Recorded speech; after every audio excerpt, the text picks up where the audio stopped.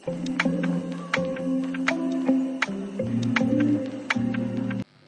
Everyone, welcome back to my channel. तो आज मैं पढ़ाने जा रही हूँ सदिश बीजगणित। इस वीडियो में मैंने इसका पूरा चैप्टर कवर किया है ना। चलो स्टार्ट करते हैं। समझ लेते हैं सदिश क्या होता है। सदिश जिसमें परिमाण और दिशा दोनों होती हैं उसे हम सदिश राशि कहते हैं। अब सदिश को रिप्रेजेंट कैसे कर सकते हैं, तो इसको हम लोग अंग्रेजी के अक्षरों से रिप्रेजेंट करते हैं, ऊपर एरो बनाकर, है ना। जैसे ए वेक्टर, बी वेक्टर और सी वेक्टर। फिर नेक्स्ट आता है सदिश राशि का मापांक। मापांक मतलब मॉड निकालना, ठीक। जैसे ए बी वेक्टर का मॉड निकालना हो तो रूट में a square plus b square plus c square. For example मैंने क्या लिया, a b vector equal to 3i plus 5j plus 2k। और उसमें मॉड निकालेंगे तो रूट में अब ए बी सी क्या होता है हमारा, ए होता है हमारा आई का गुणांक, बी होता है जे का गुणांक और सी होता है के का गुणांक। तो यहाँ पे ए हमारे क्या है, आई का गुणांक 3 है, बी क्या है, जे का गुणांक हमारा 5 है और सी क्या है हमारा के का गुणांक हमारा क्या है 2 है।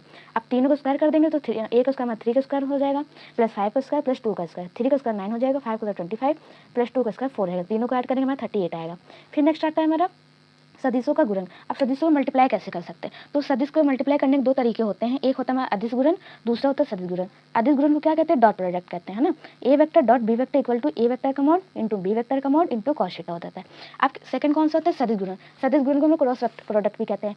ए vector cross b vector equal to a b sine theta होता है। अब नेक्स्ट क्या होता है, सदिश के दिक् कोज्याएं और दिक् अनुपात। समझ में दिक् कोज्याएं क्या होते हैं, यदि जैसे r vector x i plus y j plus z k कोई सदिश है तब इनकी दिक् कोज्याएं क्या होती है। देखो दिक् कोज्याएं को हम दो तरीके से रिप्रेजेंट कर सकते हैं। पहला कौन सा, एल इक्वल टू एल से कर सकते हैं और कॉस अल्फा से कर सकते हैं, और कॉस बीटा कॉस गामा।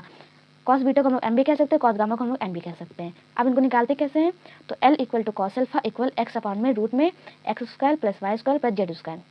अब सेकंड क्या है हमारा, m equal to cos beta equal to y upon में रूट में x square plus y square plus z square. n equal to cos gamma equal to z upon में root में x square plus y square plus z square. अब cos alpha cos beta cos gamma हमारे angle होते हैं। जिससे for example मैं लिया, मैं 3D लिया है तो O x O y O z. O x के बाद जो एंगल बनता है हमारा अल्फा बनता है, कॉस वाई के साथ हमारा बीटा बनता है और कॉस ओ जेड के साथ हमारा गामा बनता है ना। ये तीनों एंगल इस फॉर्मूले से निकल जाएंगे। तो ये हमारा होता है क्या, दिक् कोज्याएं होती है। आज समझ लेते हैं दिक् अनुपात क्या होता है। और एक बात और, जो हमारा दिक् कोज्याएं हैं उनका स्क्वायर करके ऐड करके जो हमारा आंसर निकलता है हमेशा 1 निकलता है, ठीक। जैसे मैं एग्जांपल लिया, l square plus m square plus n square equal to cos square cos alpha square plus cos beta square plus cos gamma square.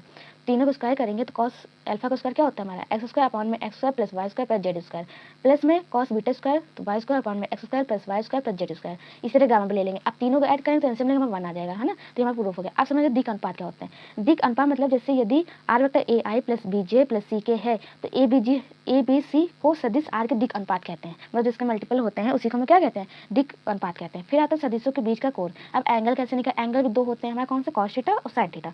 Cos theta equal to कैसे, a vector dot b vector upon में a vector का mod b vector का mod. फिर आता है sine theta. Sine theta equal to mod में a vector cross b vector upon में a vector into b vector.